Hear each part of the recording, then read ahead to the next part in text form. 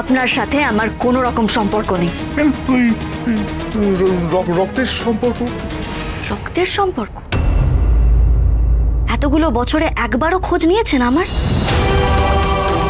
ধরা পড়ে গেছেন বলে এই কথাগুলো বলছেন। যদি আজকেও ধরা না পড়তেন এই অন্যায় কাজগুলো আপনি চালিয়েই যেতেন। তখন মনে ছিল না রক্তের সম্পর্কের কথা? দেখ দেখ, আমরা তো এক বাড়ির লোক, আমরা এটা তো মানবি না। মানব না। ওই বাড়ির সঙ্গে আমার কোনো সম্পর্ক নেই।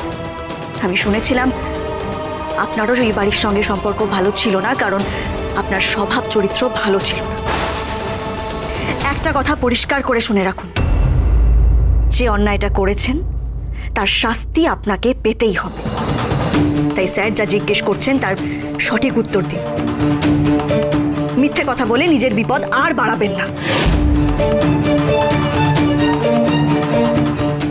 বাঁচবো কি করে? কথা তো নরম হওয়ার মেয়ে নয়। অত ভেবে কাজ নেই। ধরা যখন পড়ে গেছেন সব স্বীকার করে ফেলুন। আমাদের নিয়ম হলো সাসপেক্টেড অপরাধীর বয়ান রেকর্ড করা। আপনি তৈরি? তাহলে আমরা প্রসিডিওর শুরু করব। হ্যাঁ হ্যাঁ, তাহলে বসুন বসুন বসুন। পূর্বা, তুমি স্টেটমেন্ট আর ভিডিও রেকর্ড করো।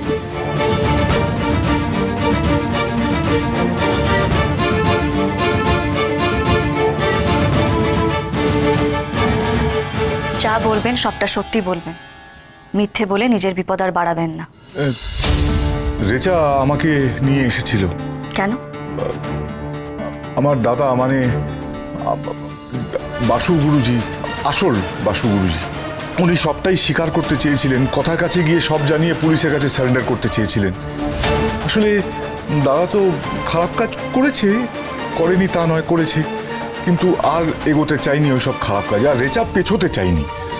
তাদের ওই মতান্তরের জন্য দাদাকে আটকে রেখেছে রেচার।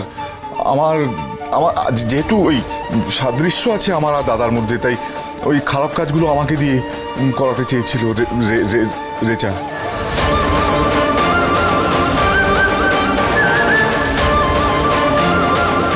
তোমাকে দিয়ে আর চলছে না, চলবে না। তাই এখন থেকে অন্য কেউ বাসু গুরুজি সেজে থাকবে। কাকাই,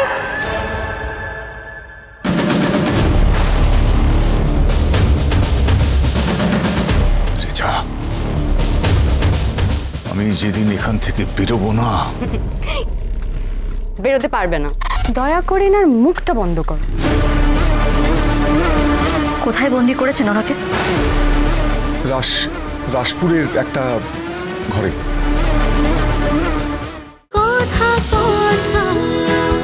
কথা সোম থেকে রবি প্রতিদিন সন্ধ্যে ৭টায় স্টার জলসায় ও জিও হটস্টারে।